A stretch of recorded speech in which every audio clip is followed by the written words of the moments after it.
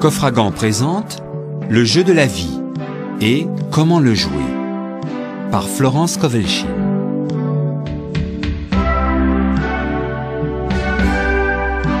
Adaptation Marie-Josée Baudouin, narration Elisabeth Chouvalidze.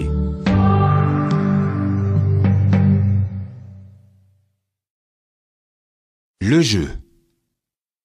La plupart des gens considèrent la vie comme une bataille. Or la vie n'est point une bataille, mais un jeu. C'est un jeu, cependant, où l'on peut gagner si l'on possède la connaissance de la loi spirituelle. L'Ancien et le Nouveau Testament nous enseignent avec une clarté merveilleuse les règles du jeu. Ce jeu s'appelle « donner et recevoir ». Tout ce qu'un homme sème, il le récoltera. Ce qui signifie que ce qu'un homme donne par la parole ou par l'action lui sera rendu. Ce qu'il donne, il le recevra. S'il sème la haine, il recevra la haine. S'il aime, il sera aimé en retour. S'il critique, il ne sera pas épargné à son tour. S'il ment, on lui mentira. S'il triche, il sera volé. On nous apprend aussi que l'imagination joue un rôle primordial dans le jeu de la vie. Garde ton cœur et ton imagination plus que toute autre chose, car de là viennent les sources de la vie.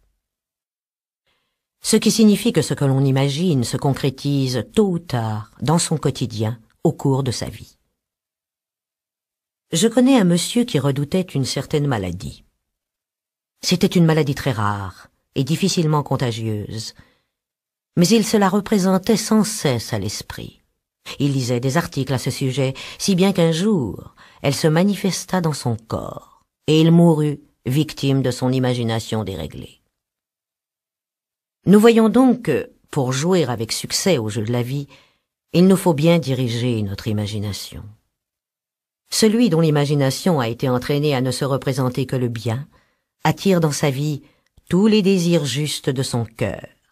La santé, la richesse, l'amour, les amis, la parfaite expression de soi, et finalement, la réalisation du plus haut idéal. L'imagination a été appelée les ciseaux de l'esprit. En fait, elle découpe sans cesse, jour après jour, les images que l'homme construit et forme. Tôt ou tard, il rencontre sur le plan extérieur ses propres créations. Pour former convenablement son imagination, l'homme doit connaître la nature des opérations de son esprit. Les Grecs disaient « Connais-toi toi-même ». L'esprit comprend trois plans, le subconscient, le conscient et le superconscient. Le subconscient n'est que puissance sans direction. Il est semblable à la vapeur ou à l'électricité et accomplit ce qu'on lui commande. Il n'a point de pouvoir intrinsèque. Tout ce que l'homme ressent profondément ou imagine clairement est imprimé dans son subconscient et se manifeste dans le moindre détail. Le conscient a été appelé esprit mortel ou charnel. C'est l'esprit humain qui voit la vie telle qu'elle apparaît. Il voit la mort, les désastres, la maladie, la pauvreté et les limitations de toutes sortes, et il imprime tout cela dans son subconscient. Le superconscient, c'est le plan des idées parfaites. C'est là que se trouve le modèle parfait dont parlait Platon, le plan divin, car il y a un plan divin pour chacun. Il existe une place que vous devez occuper et que personne d'autre ne peut occuper. Vous avez une tâche à faire que personne d'autre ne peut accomplir. Il existe de ceci une image parfaite dans le superconscient. Cette image se projette parfois comme un éclair dans le conscient et semble un idéal hors d'atteinte, quelque chose de trop beau pour être vrai. En réalité, c'est la destinée véritable de l'homme, projetée par l'intelligence infinie qui est en lui-même. Beaucoup, cependant, ignorent leur véritable destinée et s'efforcent vers des choses, des situations qui ne leur conviennent pas et qui ne leur apporteraient qu'échec et mécontentement s'ils arrivaient à les posséder. Nos paroles jouent un rôle capital dans le jeu de la vie. Bien des personnes ont été la cause directe de l'échec de leur vie par leurs paroles inconsidérées, blessantes, malveillantes. C'est ainsi qu'une dame me demanda un jour pourquoi sa vie était devenue pauvre et étriquée. Elle avait eu un foyer rempli de jolies choses et possédait alors beaucoup d'argent. En cherchant, nous trouvâmes qu'elle s'était lassée de diriger sa maison, qu'elle répétait sans cesse « J'en ai assez de toutes ces choses, je voudrais vivre dans une malle ». Elle ajouta « Aujourd'hui, c'est chose faite ». Sa parole l'y avait précipité. Le subconscient n'a point le sens de l'humour, et les gens provoquent souvent leur malheur par leur plaisanterie. Voici encore un exemple. Une personne qui possédait une jolie fortune plaisantait constamment, disant qu'elle se préparait à entrer à l'hospice.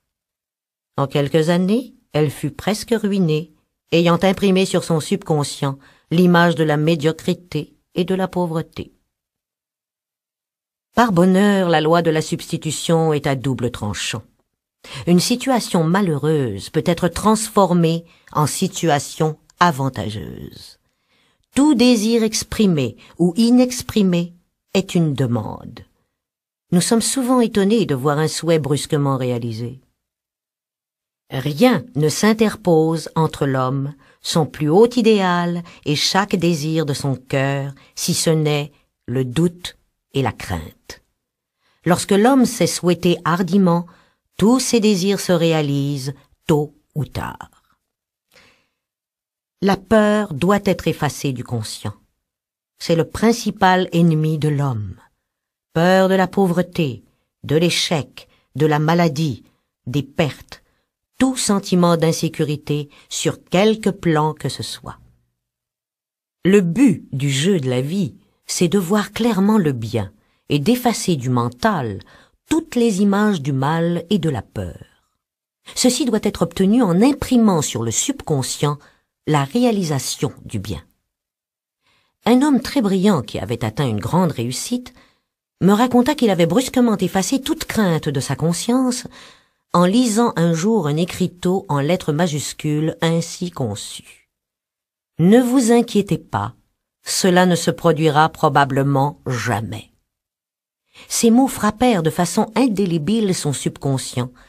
Il a maintenant la ferme conviction que seul le bien veut entrer dans sa vie et, par conséquent, seul le bien se manifeste. L'homme a constamment près de lui un témoin attentif, son subconscient. Chaque mot, chaque parole se grave dans notre subconscient pour se réaliser en de détails surprenants. Cela ressemble à un chanteur dont la voix serait enregistrée sur un disque. S'il tousse ou s'il hésite, le disque l'enregistre aussi. Brisons donc le vieux disque mauvais du subconscient, les disques de notre vie que nous ne voulons pas conserver, et faisons-en de neuf et de beau. Prononcez tout haut, avec force et conviction, ces paroles. Je brise et je démolis, par ma parole, tout ce qui, dans mon subconscient, est faux. Cela retourne au néant, car toutes ces pensées fausses sont sorties de mon imagination. À présent, je grave de nouveaux disques par de nouvelles pensées positives et une nouvelle vision idéale de mon moi. Celui qui ne connaît point la puissance de la parole est en retard sur son temps. La loi de la prospérité. Nous savons que les paroles et les pensées ont une puissance vibratoire énorme, qui sans cesse façonne le corps et notre quotidien. Si l'on demande le succès tout en se préparant à l'échec, c'est la situation pour laquelle on s'est préparé que l'on obtiendra. L'homme doit se préparer à recevoir ce qu'il a demandé, alors qu'il n'y a pas encore le moindre signe en vue. Pour certains, il leur est difficile d'avoir des pensées positives. Leurs pensées adverses de doute, de crainte surgissent sans cesse du subconscient. C'est l'armée ennemie qui doit être mise en fuite. Une grande réalisation est souvent précédée de pensées lancinantes ou de doutes. En lançant un défi aux anciennes idées enfouies dans le subconscient par des pensées positives, l'erreur s'estompe elle-même. C'est alors le moment de faire de fréquentes affirmations, de se réjouir et de rendre grâce de ce que l'on a déjà reçu. L'homme ne peut obtenir que ce qu'il se voit recevoir. Toute grande œuvre, tout ce qui s'est fait de puissant a été aperçu par une vision antérieure. L'ami, le guérisseur, voit clairement le succès, la santé ou la prospérité et ne faiblit point parce qu'il n'est pas en cause. Il est infiniment plus facile de faire une demande pour autrui que pour soi-même. Par conséquent, il ne faut pas hésiter à demander de l'aide si l'on se sent faible. Un puissant observateur de la vie a dit un jour « Aucun homme ne peut échouer si une seule personne croit à sa réussite. » Tel est le pouvoir de la vision, et plus d'un homme a dû sa réussite à une épouse, une sœur ou un ami qui croyait en lui et qui sans faiblir sut maintenir la vision du modèle parfait. La puissance de la parole. L'on dit « Par tes paroles tu seras justifié, et par tes paroles tu seras condamné. » Celui qui connaît le pouvoir de la parole fait très attention à sa conversation. Il lui suffit de surveiller les réactions causées par ses paroles pour savoir qu'elles ne retournent point à moi sans effet. Par sa parole, l'homme se crée sans cesse à lui-même des lois. J'ai connu quelqu'un qui disait « Je manque toujours l'autobus qui invariablement passe au moment où j'arrive. » Sa fille, elle, disait « J'attrape toujours l'autobus, il arrive régulièrement en même temps que moi. » Et cela continua pendant des années. Chacun établit une loi pour soi, l'une d'échec, l'autre de réussite. Voilà l'explication psychologique des superstitions. Le fer à cheval, le poil d'éléphant n'ont en eux-mêmes aucun pouvoir. Mais la parole et la croyance qui affirment qu'ils portent bonheur créent un état d'optimisme dans le subconscient qui attire la chance. Pour ma part, je dois dire que j'ai mis longtemps à me débarrasser de l'idée qu'une certaine chose m'apportait toujours une désillusion. Si elle se présentait invariablement, une déception s'ensuivait. Je vis que le seul moyen d'amener un changement dans mon subconscient était d'affirmer « Il n'y a pas deux puissances, il n'y en a qu'une, Dieu. » Par conséquent, il n'y a pas de désillusion, et cette chose m'annonce une heureuse surprise. Aussitôt, je remarquai un changement, et des plaisirs inattendus m'arrivèrent. Une fois que l'on a décidé de faire fi d'une appréhension, ce que l'on redoute est écarté. C'est la loi de la non-résistance que l'on comprend si peu. Quelqu'un a dit que le courage contient du génie et de la magie. Faites face sans crainte à une situation qui paraît menaçante et vous vous apercevrez qu'elle n'existe plus. Elle disparaît d'elle-même. Ainsi les forces invisibles travaillent constamment pour l'homme qui, lui, tire toujours les ficelles sans le savoir.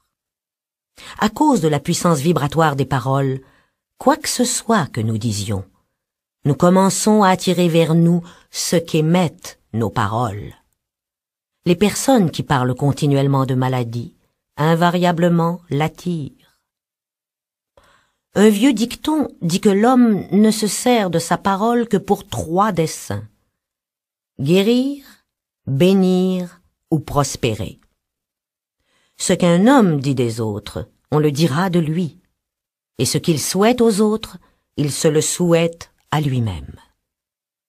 Si un homme souhaite de la malchance à quelqu'un, il est sûr de s'en attirer à lui-même. S'il souhaite aider quelqu'un à réussir, il souhaite son propre succès et s'y aide lui-même. Le corps peut être renouvelé et transformé par la parole et une claire vision, et la maladie complètement effacée du conscient. Le métaphysicien sait que toute maladie à sa correspondance mentale, et que pour guérir le corps, il faut d'abord guérir l'âme. C'est le subconscient, l'âme, qui doit être sauvée, sauvée des pensées négatives. Dans le psaume 23, nous lisons « Il restaure mon âme ». Cela veut dire que le subconscient, l'âme, doit être restauré par les idées justes. Le mariage mystique est celui de l'âme et de l'esprit, c'est-à-dire du subconscient et du superconscient. Il faut qu'ils soient unis. Lorsque le subconscient est rempli des idées parfaites du superconscient, l'esprit divin et l'homme ne font plus qu'un. On peut dire que toute maladie, tout malheur proviennent de la violation de la loi d'amour. Je vous donne un nouveau commandement. Aimez-vous les uns les autres. Or, dans le jeu de la vie, l'amour, c'est-à-dire la bonne volonté, gagne toute l'élevée. La critique continuelle produit souvent les rhumatismes, car les pensées inharmonieuses forment dans le sang des dépôts acides qui se localisent autour des articulations. Les tumeurs ont pour cause la jalousie, la haine, le refus de pardonner les offenses, la peur, etc.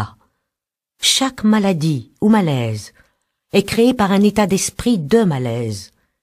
Je dis un jour à mes élèves, il ne s'agit pas de demander à quelqu'un « Qu'avez-vous » mais « Contre qui en avez-vous » Le refus du pardon des offenses est la cause la plus fréquente de la maladie.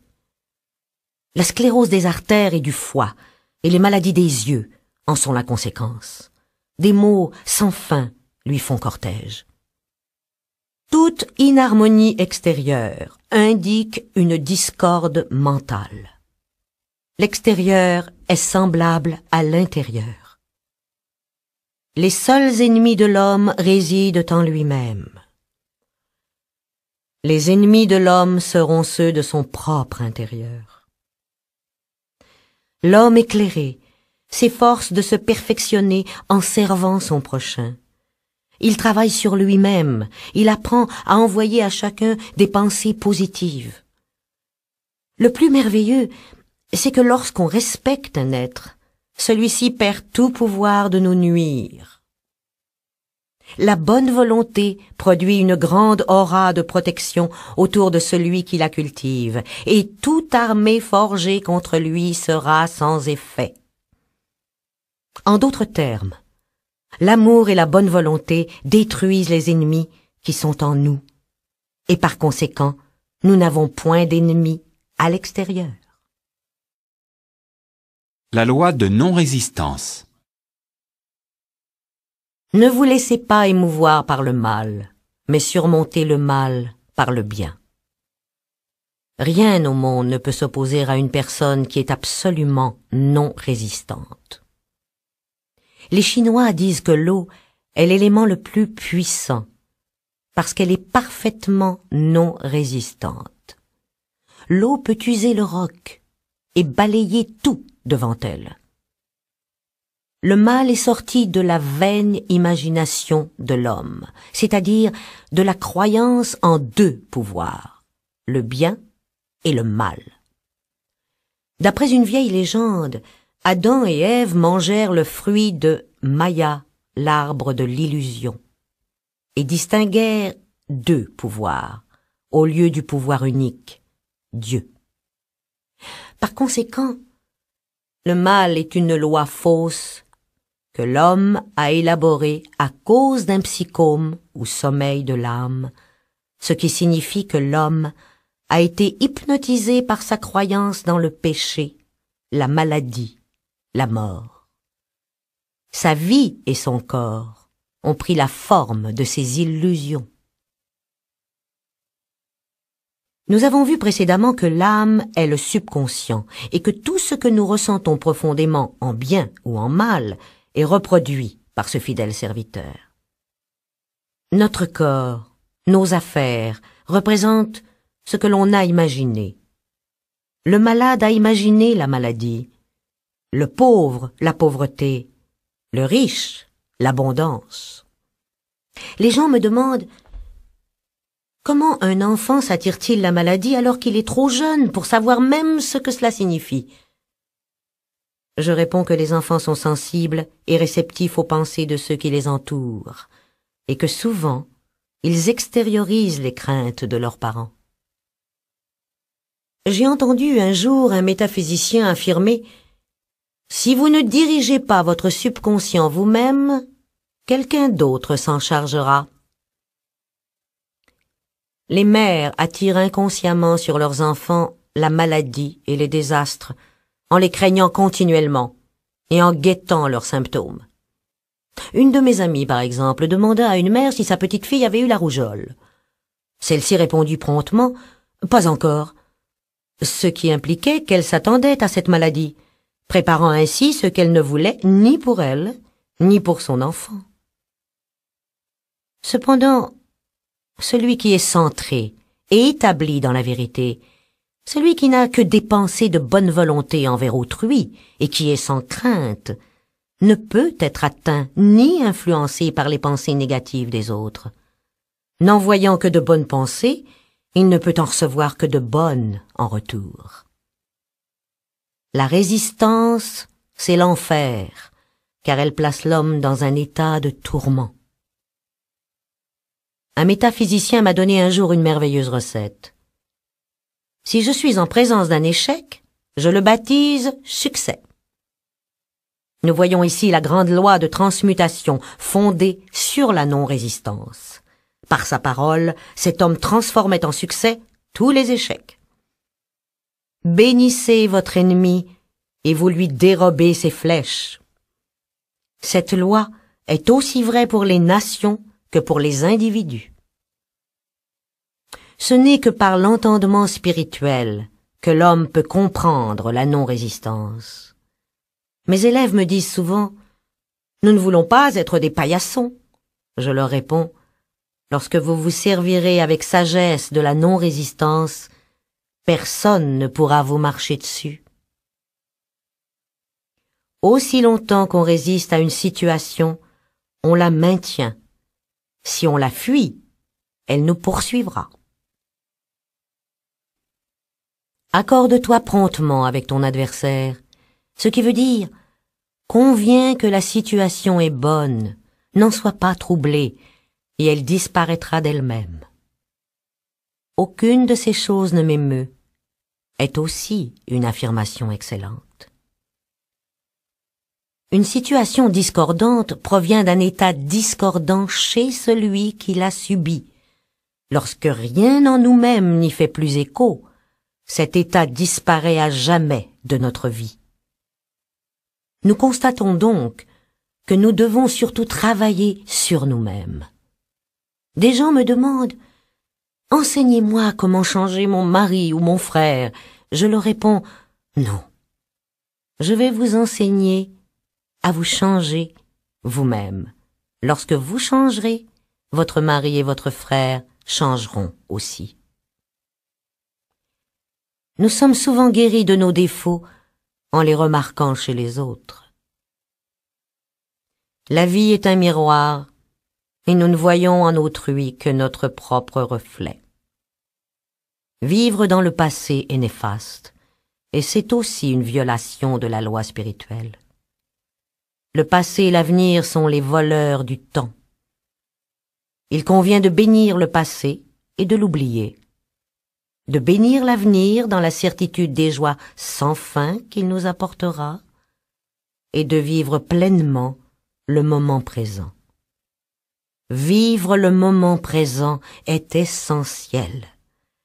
Vis pleinement ce jour, voilà le salut de l'aurore. L'homme doit être spirituellement en alerte, toujours à l'affût de ses intuitions, ne laissant passer aucune occasion. Un jour que je me répétais sans cesse intérieurement, « Esprit infini, ne me laisse pas manquer une occasion. » Et quelque chose de grand me fut révélé le même soir. Il est essentiel de commencer la journée avec des paroles de vérité. Dès le réveil, faites une affirmation. Soyez observateur de votre propre vie. Ayez un regard positif. Par exemple, vous vous répétez « Aujourd'hui est une journée de réalisation ». Faites que ces affirmations deviennent une habitude et vous verrez votre vie se transformer. Un matin, j'ouvris un livre et je lus « Regarde avec émerveillement ce qui est devant toi ». Il me sembla que c'était mon message du jour, et je me le répétais sans cesse. Regarde avec émerveillement ce qui est devant toi. Vers midi, j'obtenais ce que je désirais depuis plusieurs années. Cependant, nous ne devons jamais nous servir d'une affirmation, à moins qu'elle ne satisfasse pleinement notre propre conscience, et qu'elle nous paraisse absolument convaincante. Chaque affirmation doit être soigneusement composée et doit être claire, nette et complète. J'ai connu une personne dans le besoin qui cherchait du travail. Elle en trouva beaucoup, mais ne fut pas payée. Elle pense maintenant à ajouter « Je sers de mon mieux et suis fort bien payée ». La loi du karma et la loi du pardon. L'homme ne reçoit que ce qu'il donne. Le jeu de la vie est un jeu de boomerang. Ce qu'on pense, ses actions, ses paroles se manifestent tôt ou tard avec une étonnante précision. Voilà la loi du karma, ce qui signifie en sanskrit « retour ». Tout ce qu'on sème, on le récoltera. Plus nous connaissons, plus nous avons de responsabilités. Il est important de comprendre que l'on ne peut être que ce que l'on se voit être, que l'on ne peut atteindre que ce que l'on se voit atteindre. Nous voyons d'abord notre succès ou notre échec, notre joie ou notre chagrin, avant même qu'il ne surgisse des scènes enfantées par notre imagination. Nous avons observé ce fait chez la mère, qui imagine la maladie de son enfant, chez la femme qui voit la réussite de son mari. Le désir est une force formidable. Il faut qu'elle soit canalisée convenablement, sans quoi le chaos s'ensuit. L'homme ne doit jamais demander que ce qui lui appartient par droit moral. Toute chose dont la manifestation est forcée par une volonté personnelle est toujours mal acquise et par conséquent toujours vouée à l'insuccès. La connaissance nous donne le pouvoir d'effacer nos erreurs. L'homme ne peut pas forcer son environnement extérieur à être ce qu'il n'est pas lui-même. Si vous désirez des richesses, vous devez d'abord être riche en conscience. Ainsi, une dame vint me demander un traitement pour la prospérité. Elle s'intéressait peu à son extérieur qui était fort en désordre. Je lui dis « Si vous voulez être riche, il faut que vous soyez ordonné. Tous ceux qui possèdent de grandes fortunes sont ordonnés. Et l'ordre est la première loi du ciel. » Et puis j'ajoutais « Tant que l'ordre ne régnera pas chez vous, la richesse vous fuira. » Immédiatement, elle se mit en devoir de ranger sa maison, rangeant les tiroirs, nettoyant les tapis. Elle se trouva transformée et sait maintenant diriger ses affaires pécuniaires en surveillant ce qui l'entoure. Beaucoup de personnes ignorent que donner, c'est faire un placement, et que thésauriser, épargner avec excès, mène invariablement aux pertes. En résumé, celui qui donne libéralement devient plus riche. Celui qui épargne à l'excès ne fait que s'appauvrir. Nos ressources sont inépuisables et infaillibles lorsque notre confiance est absolue. Mais la confiance et la foi doivent précéder l'action. Qu'il soit fait selon ta foi. La foi est la substance des choses qu'on espère, l'évidence des choses qu'on ne voit pas. Car la foi maintient la vision stable, les images adverses se dissipent, et en temps voulu, nous récolterons, si nous ne vacillons pas. Rejeter le fardeau ou comment impressionner son subconscient. Lorsque l'on parvient à la connaissance de son propre pouvoir et du processus de son mental, son grand désir est de trouver le moyen facile et rapide qui lui permettra d'impressionner son subconscient par l'idée du bien, car une connaissance intellectuelle de la vérité donne rarement des résultats. Pour ma part, je trouve que le moyen le plus facile est de rejeter le fardeau. Un fardeau est une pensée ou un état adverse qui a ses racines dans le subconscient. Il semble quasi impossible d'arriver à diriger le subconscient par le conscient, c'est-à-dire par le raisonnement, car le raisonnement est limité dans ses conceptions, et il est envahi de doutes et de craintes. Le ressentiment est un fardeau qui nous maintient dans un état d'angoisse et emprisonne notre âme. Cette affirmation doit être répétée continuellement pendant des heures, parfois silencieusement ou audiblement, avec tranquillité, mais détermination. J'ai souvent comparé cela au fait de remonter un phonographe. Il faut nous remonter avec des paroles de vérité. J'ai remarqué qu'au bout d'un certain temps, lorsque nous avons rejeté le fardeau, notre vision s'éclaire. Il est impossible d'avoir une vision claire lorsque l'on se débat dans les angoisses. Le doute, la peur empoisonnent l'esprit et le corps. Alors l'imagination se déchaîne, ce qui provoque le désastre et la maladie. Si par la répétition constante de l'affirmation « Je rejette ce fardeau, mon angoisse », je deviens libre de mes émotions. Ma vision se transforme, et en même temps qu'un sentiment de soulagement, tôt ou tard, survient la manifestation du bien, que ce soit la santé, le bonheur ou la prospérité. Une de mes élèves me demanda un jour d'expliquer pourquoi l'obscurité est plus intense au moment où va se faire la lumière. Tout semble aller mal. La conscience est alors obscurcie par un état de dépression. Cela signifie que les doutes et les craintes ancestrales se réveillent du fond du subconscient. Il convient de les exterminer. C'est alors que l'homme doit rendre grâce de ce qu'il est sauvé, même s'il semble entouré d'ennemis, c'est-à-dire la pénurie ou la maladie. Mon élève me demanda encore « Combien de temps reste-t-on dans l'obscurité ?» Je lui répondis « Jusqu'à ce que l'on parvienne à voir dans l'obscurité. » Or, rejeter le fardeau nous y fait parvenir. Pour impressionner le subconscient, une foi active est toujours essentielle. Faire semblant, continuellement, impressionne le subconscient.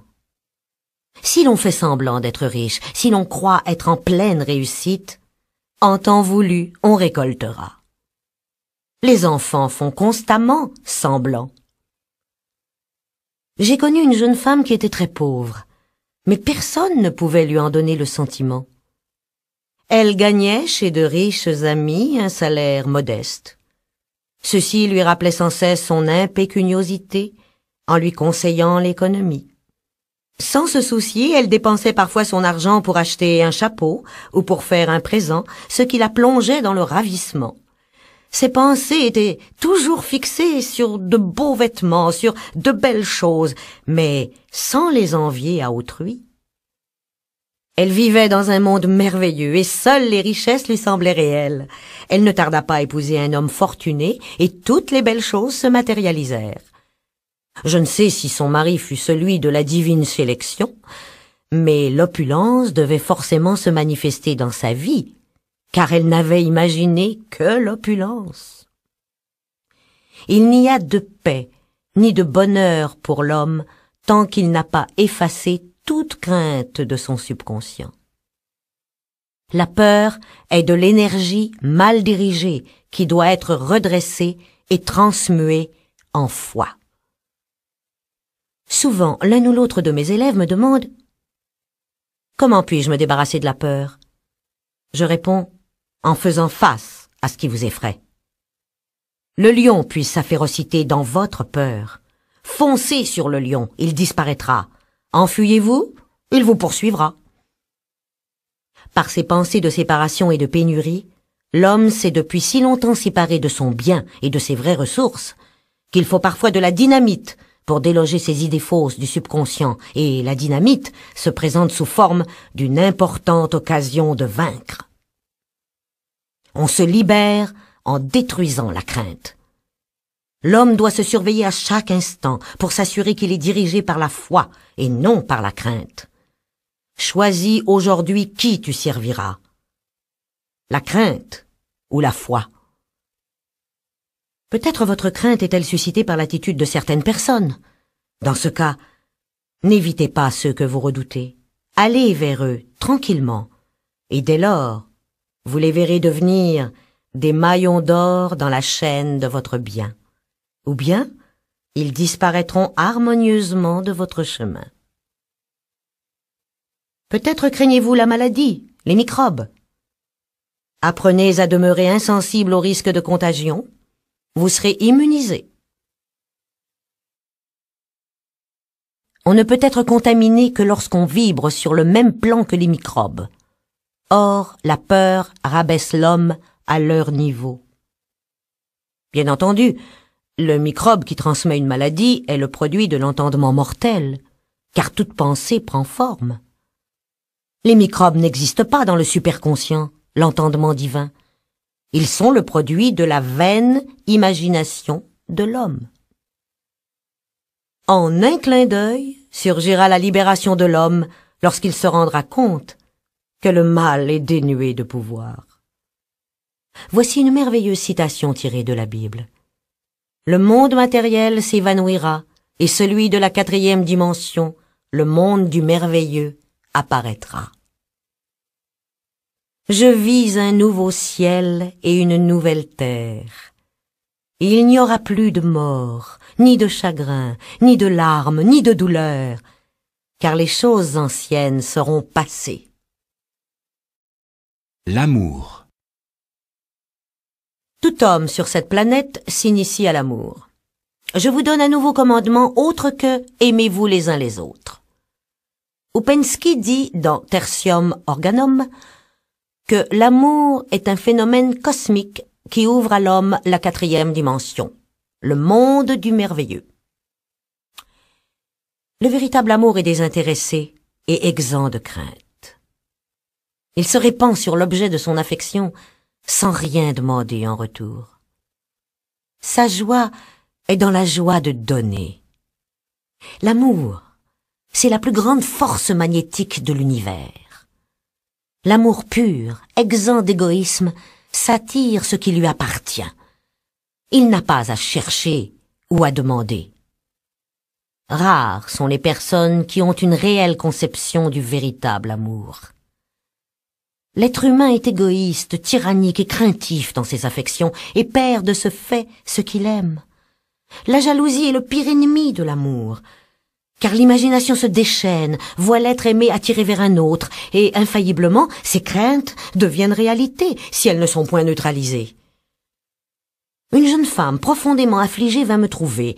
L'homme qu'elle aimait l'avait quittée pour une autre en lui disant qu'il n'avait jamais eu l'intention de l'épouser. Elle était déchirée par la jalousie et le ressentiment et me dit qu'elle souhaitait qu'il souffrît comme il la faisait souffrir. Elle ajouta « Comment a-t-il pu me quitter, moi qui l'aimais tant ?» Je lui réponds « Vous ne l'aimez pas du tout, vous le haïssez. » Et j'ajoutais « Vous ne pouvez jamais recevoir ce que vous n'avez pas donné. Saisissez cette occasion de vous perfectionner. » Mon amie remarqua qu'elle trouvait un nouvel équilibre et qu'elle se débarrassait de son ressentiment. Un vieux proverbe dit « Aucun homme n'est ton ennemi. Aucun homme n'est ton ami. Tous les hommes sont tes maîtres. » Il faut donc devenir impersonnel et apprendre ce que chacun a à nous enseigner. Bientôt nos leçons apprises, nous serons libres. Les événements de la vie nous enseignent l'amour désintéressé que chacun, tôt ou tard, doit apprendre. La souffrance n'est pas nécessaire à notre développement.